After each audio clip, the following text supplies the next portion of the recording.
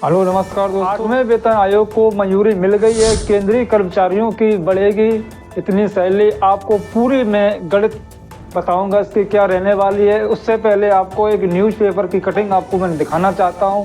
इसके बाद में आपको मैं पूरी इसकी गणित क्या है, पूरी A to Z पूरी कहानी प्रोसेसिंग में बताऊंगा। तो आइए वीडियो को देखते हैं, स्टार्ट करते हैं। हेलो, मैं मनीष कुमार।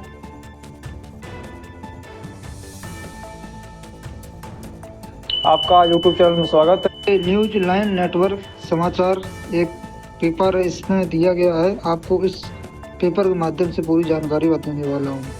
दोस्तों, इसमें दिया है कि मोदी सरकार का कर्मचारियों को तोहफा, 8वें वेतन आयोग की गठन की मंजूरी कर दी गई है। दोस्तों, और इसमें क्या क्या लिखा है मैं पूरा आपको इस आर्टिकल के माध्यम से समझाने वाला हूँ। तो दोस्तों देखें, नए साल में केंद्र सरकार ने लाखों केंद्रीय कर्मचारियों को तोहफा दिया है। केंद्रीय सरकार ने गुरुवार को 8वें वेतन आयोग का ऐलान कर दिया। केंद्र सरकार के इस फैसले से कर्मचारियों की सैलरी और पेंशन धारकों के पेंशन में इजाफा हुआ। लाभान्वित होने वाले लोगों की संख्या 1 करोड़ से अधिक है। सूचना एवं प्रसारण मंत्री अश्विनी वैष्णव ने बताया कि प्रधानमंत्री नरेंद्र मोदी की अध्यक्षता में हुई मंत्रिमंडल की बैठक में 8वें वेतन आयोग के गठन का फैसला लिया गया। 7वें वेतन आयोग का गठन 2016 में किया गया था और इसका कार्यकाल 2026 में समाप्त होगा।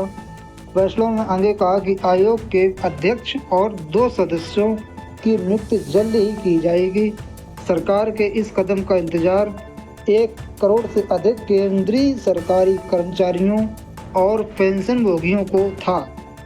ये अपने मूल वेतन, भत्ते, पेंशन और अन्य लाभों को संशोधन करने में मदद करने के लिए आयोग के गठन की आस लगाई थी। केंद्रीय मंत्री अश्विनी वैष्णव ने घोषणा करते हुए कहा कि आयोग का गठन 2026 तक हो जाएगा। उन्होंने आगे दोहराया कि 7वें वेतन आयोग की सिफारिशें पहले ही लागू की जा चुकी हैं। सरकार बाद में सदस्यों सहित आयोग के अन्य विवरणों के बारे में जानकारी देगी। 7वें वेतन आयोग ने केंद्र सरकार के कर्मचारियों के वेतन ढांचे, भत्तों और पेंशन में महत्वपूर्ण बदलाव किए हैं, जिससे वेतन समानता सुनिश्चित हुई और सक्रिय कर्मचारियों और सेवानिवृत्ति पेंशन भोगियों को दोनों का लाभ हुआ। इसके बाद 8वें वेतन आयोग का गठन होने वाला है। परंपरागत रूप से केंद्रीय वेतन आयोग का गठन हर साल यानी कि हर 10 साल में केंद्र सरकार की कर्मचारियों के वेतनमान, भत्ते और लाभों में बदलाव की समीक्षा और सिफारिशें करने के लिए किया गया है।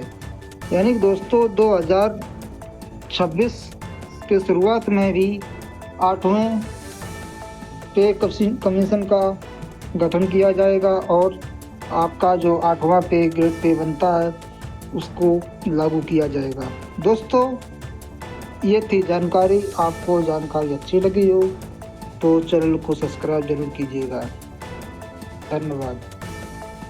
8वें वेतन आयोग की मंजूरी केंद्र सरकार से मिल चुकी है। कर्मचारियों की बढ़ेगी सैलरी। अब मैं आपको पूरी गणित समझाता हूं। दोस्तों, 8वें वेतन आयोग की सिफारिशें लागू होने के बाद केंद्रीय कर्मचारियों की सैलरी और डीए समेत अन्य भत्तों में बड़ा इजाफा होगा। और इसके बारे में क्या जानकारी है मैं पूरी बताऊंगा। केंद्र के नरेंद्र मोदी सरकार ने केंद्रीय कर्मचारियों को बड़ा तोहफा दिया। अब सरकार ने केंद्र सरकार के कर्मचारियों के वेतन में संशोधन के लिए 8वें वेतन आयोग को मंजूरी दे दी है। यह घोषणा 16 जनवरी दिन गुरुवार को की गई है। अब पेंशन भोगियों को बेरोजगार भत्ते में काफ़ी इसका प्रभाव देखने को आपको मिलने वाला है। यह प्रभाव 1 करोड़ से अधिक कर्मचारियों और पेंशन धारकों को मिलने वाला है। और इसका जो काफ़ी समय से पेंशनधारी और 8वें पे कमिश्नर की जो गठन चल रही थी उसका अंततः इसका गठन हो चुका है। केंद्रीय मंत्री अश्विनी वैष्णव ने घोषणा करते हुए कहा आयोग का गठन 2026 तक हो जाएगा। और उन्होंने ये भी दोहराया कि 8वां पे कमीशन के गठन की मांग चल रही है काफी लंबे से। गौर करने वाली बात यह है कि देश भर में केंद्रीय कर्मचारी और उनके संगठन पिछले कई महीनों से लगातार 8वें वेतन आयोग के गठन की मांग कर रहे थे। हालांकि सरकार की तरफ से कुछ दिन पहले ही साफ किया गया था कि अभी 8वां पे कमीशन के गठन से जुड़े किसी प्रस्ताव विचार नहीं कर रही है। लेकिन आज 16 जनवरी दिन बृहस्पतिवार को यह गठन को मंजूरी मिल गई है। तो कर्मचारियों और पेंशन धारकों के लिए खुशखबरी की एक राहत भरी डिमांड है। और साथ ही साथ केंद्रीय वित्त मंत्री निर्मला सीतारमण ने भी मुलाकात की। इस मुलाकात में उन्होंने 60 लाख केंद्रीय कर्मचारियों और 67 लाख पेंशनधारियों के लिए 8वें वेतन आयोग पर जोर दिया है। साथ ही साथ उन्होंने ये भी कहा कि इनकी सिफारिशें 2016 में बीजेपी के नेतृत्व वाली एनडीए सरकार में लागू हुई थी। पिछली ट्रेंड्स को देखते हुए उम्मीद की जा रही थी कि नए पे कमीशन का गठन जल्द ही किया जाएगा। 2026 में लागू पूर्णतः हो जाएगा। अब दोस्तों बात आएगी कि कितनी सैलरी बढ़ेगी। सबसे बड़ा मुद्दा है कि इसमें क्या क्या बदलाव होंगे, कितनी सैलरी का इफेक्ट पड़ेगा। तो मैं आपको जानकारी के लिए बता दूं कि अलग अलग लेवल पर रिवाइज होगा। बता दें 7वें वेतन आयोग ने सैलरी रिवीजन के लिए 8वें वेतन के तहत करीब 2.86 के हाई इंक्रीमेंट फैक्टर की सिफारिश की जा सकती है।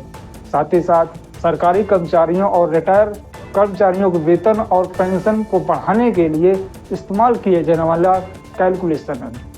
इंक्रीमेंट फैक्टर के आधार पर अलग अलग लेवल पर सैलरी में बढ़ोतरी की जा सकती है।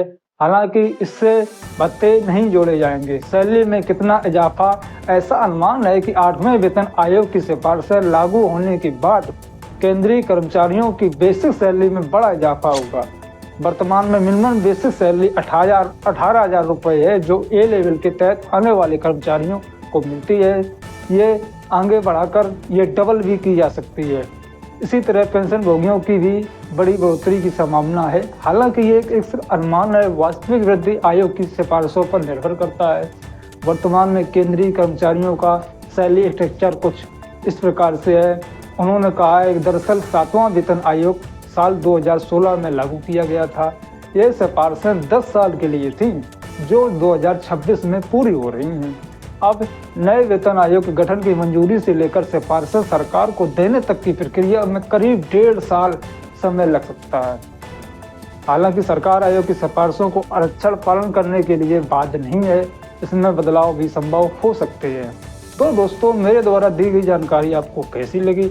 अगर अच्छी लगी हो तो प्लीज़ मेरे चैनल को प्यारा सा लाइक कीजिए और चैनल पर पहली बार आए हैं तो चैनल को सब्सक्राइब कीजिए, क्योंकि अगला मैं जो भी वीडियो डालूंगा, अपलोड करूंगा तो आपको सीधे नोटिफिकेशन के माध्यम से आप तक पहुंच जाएगी। मिलते हैं किसी नेक्स्ट वीडियो में, तब तक के लिए धन्यवाद।